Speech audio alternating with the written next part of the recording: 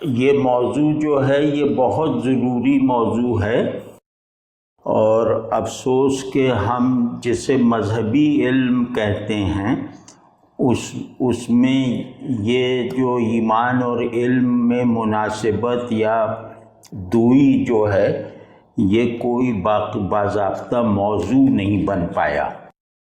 تو آج ہم یہ دیکھیں گے کہ کیا ایمان علم ہے۔ تو اس کے لیے پہلے جو ہے ہم ایک تمہید ہم اپنے بنیادی مقدمات ترتیب دیتے ہیں، اس کے بعد انشاءاللہ اس کا جو نتیجہ نکلتا ہے اس پہ گفتگو کریں گے کہ یہاں دو چیزوں کو ایک بنایا جا رہا ہے یا دو چیزوں کو انٹر ڈیپینڈنٹ بنایا جا رہا ہے، ایمان اور علم۔ تو ہمیں چاہیے کہ ہم ان دونوں کی تشریح کریں، ان دونوں کو ڈیفائن کریں، اور ہمارے شعور میں ایمان کی موجودگی علم کی طرح ہے یا مسلمات کی طرح ہے، وہ اس طرح ہمیں یہ جو تجزیہ کرنے سے جو ہے وہ بات صاف ہو سکتی ہے، یا ایک موقف جو ہے وہ واضح ہو سکتا ہے۔ تو اس میں علم کیا ہے، علم کی ساخت کیا ہے، علم کس پروسیس کا نتیجہ ہے، یہ ہمیں جاننا بہت ضروری ہے۔ تو پہلی بات تو یہ کہ علم کا مطلب ہوتا ہے عقل کی سرگرمی کا شعور پر مرتب ہونے والا نتیجہ جو حافظے میں محفوظ ہو جاتا ہے۔ تو علم کا ایجنٹ عقل ہے۔ تو یہ جو عقل ہے اس کے دو کردار ہیں، اس کے دو احوال ہیں۔ ایک ہے جاننا، کسی شے کو، اپنے باہر کسی شے کو جاننا، اور دوسرا ہے ماننا، یعنی بلیف اور نالج۔ تو ان میں تعلق یہ ہے کہ جاننا جو ہے وہ ماننے کو لازم نہیں کرتا، بلکہ جاننا ماننے میں بدل ہی نہیں سکتا۔ اس کا سبب یہ ہے کہ علم ممکن ہی نہیں ہے کہ فالسیفائیبل نہ ہو اور ادھورا نہ ہو۔ تو ماننے کے لیے جو ہے نا وہ ایک پورا پن درکار ہے اور تیقن مطلوب ہے۔ تو اس پہلو سے عرض کر رہا ہوں کہ کسی چیز کو جاننا اس کے ماننے کو، یعنی جانی ہوئی صورت کے ماننے کو لازم نہیں کرتا، اور اسی طرح ماننا ہے یعنی بلیف، یہ جاننے کو واجب نہیں کرتا۔ یہ اپنی اپنی کیٹیگریز میں الگ ہیں۔ یہ شعور کی دو کیٹیگریز کے کانٹینٹس ہیں۔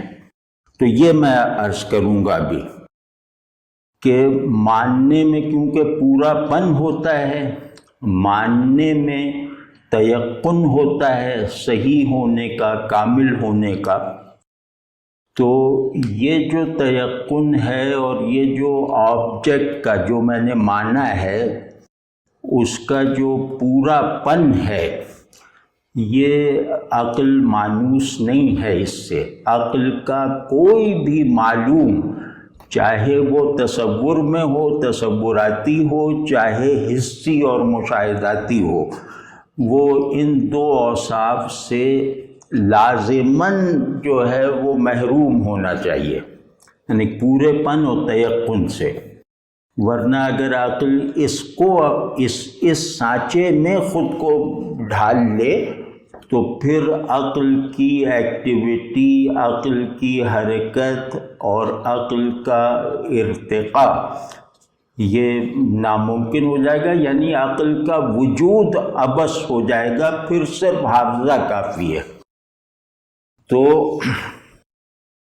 اب اس میں جو جاننا ہے، ہم جاننے کا لفظ اس لیے استعمال کر رہے ہیں کہ پوری اصطلاح علم ہے، لیکن علم کا خلاصہ جاننا ہے، ورنہ علم کی تفصیلات اور بھی بہت سی ہیں، لیکن ہم جاننے کو علم کے معنی میں استعمال کر رہے ہیں کہ جاننا یعنی علم، یہ ضروری ہے، یہ مطلب لازمی ہے کہ اس کے دو عناصر ہوں، یہ دو عناصر سے بنا ہوا ہو، یعنی علم کی ساخت اس وقت تک نہیں پوری ہو سکتی جب تک وہ جو اس کا اسٹرکچر ہے، اس کی جو مین باڈی ہے، وہ دو چیزوں سے نہ بنی ہوئی ہو، ایک ہے غلطی اور ایک ہے نقص۔ کوئی بھی علم، یعنی جیسے میں نے عرض کیا کہ عقل کی سرگرمی کا کوئی بھی نتیجہ ان دو اوصاف سے خالی نہیں ہو سکتا۔ ایک تو اس میں غلطی کا احتمال ہمیشہ رہے گا، اس کی فالسیفائبلٹی جو ہے وہ اس کی ویریفیکیشن کے برابر ہی وزن رکھے گی، اور دوسرا یہ کہ وہ کامل نہیں ہوگا۔ تو یہ دو اگر عناصر علم میں یا کسی علمی ججمنٹ میں موجود نہیں ہیں تو وہ علم نہیں ہے، وہ ججمنٹ ہے، وہ دعویٰ ہے، وہ کوئی اور چیز ہے۔ اور یہ واضح ہو گیا۔ اب اس میں تیسرا نقطہ یہ ہے کہ ماننا یعنی ایمان، یہ بھی اس کے لیے بھی دو اوصاف ضروری ہیں، اور یعنی یہ ایک چیز ہے جس کا مادہ دو عناصر کے ملنے سے بنتا ہے۔ وہ دو اوصاف کیا ہیں؟ علم ہی کی طرح ایمان کے دو لازمی اوصاف کیا ہیں؟ وہ ہے یقین، اور اس یقین کے نتیجے میں ذہن پر مرتب ہونے والی تفصیلات۔ یہ ایک بات ہے، لیکن آگے چل کے ہم اس میں فرق کریں گے۔